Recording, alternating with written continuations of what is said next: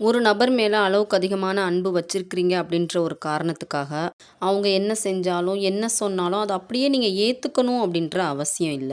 உங்கள மதிக்கல, உங்களோட உணர்வுகளுக்கு கொஞ்சம் கூட மதிப்பு குடுக்கல, உங்களோட சுயமரியாதைய தூண்டுற மாரி பேசுறாங்க அப்படின்னும்போது, அந்த சமயத்துல அன்பானவங்க தானே அப்படின்னு சொல்லி நீங்க அமைதியா இருக்காதீங்க. ஏன்னா அன்புனா என்னங்க?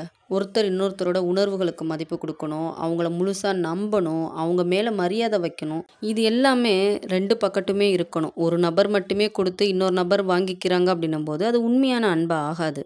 நம்ம தூக்கி எறிய வேண்டிய முக்கியமான 3 விஷயங்கள். 1, மத்தவங்க என்ன நெனைப்பாங்க அப்படின்ற எண்ணம் உங்களுக்குள்ள இருக்குது அப்படின்னா, அத தூக்கி எறிஞ்சிருங்க. யாரு நம்மள பத்தி என்ன நெனைச்சாலும், அது அவங்களோட பிரச்சனையே தவிர நம்மளோட பிரச்சனை கிடையாது.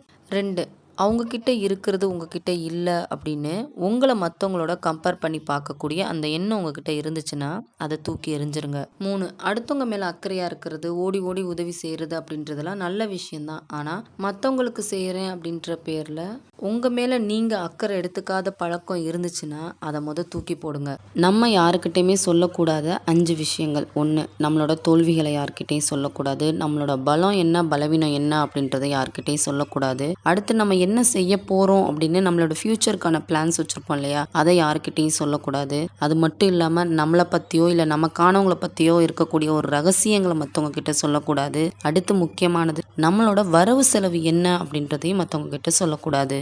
இந்த உலகத்துல நீங்க யார நம்புனாலும், நம்பாட்டினாலும் பரவால்ல. ஆனா, உங்க மேல உங்களுக்கு இருக்கக்கூடிய நம்பிக்கைய மட்டும் இழக்காத மாரி பார்த்துக்கோங்க. ஒரு விஷயத்த ஆரம்பிக்கிறீங்க அப்படின்னா, அந்த விஷயத்த உங்களால செய்ய முடியும். உங்கள சுத்தி ஒரு பிரச்சனை நடக்குதுன்னா, அந்த பிரச்சனையிலேருந்து என்னால மீண்டு வர முடியும்னு உங்க மேல நீங்க நம்பிக்கை வைங்க. ஏன்னா, உங்க மேல நீங்களே நம்பிக்கை இல்லாம, உங்க மேல உங்களுக்கே மதிப்பு இல்லாம இருந்துச்சு அப்படின்னா, அந்த மதிப்பையும், நம்பிக்கையும் மத்தவங்க நமக்கு தரணும் அப்படின்னு எதிர்பார்க்கறது எந்த வகையில நியாயம்? நான் சொன்ன இந்த விஷயம் உங்களுக்கு பிடிச்சிருந்துச்சுன்னா லைக் பண்ணுங்க. உங்களோட ஒப்பீனியன எனக்கு கமெண்ட்ஸ்ல சொல்லிருங்க.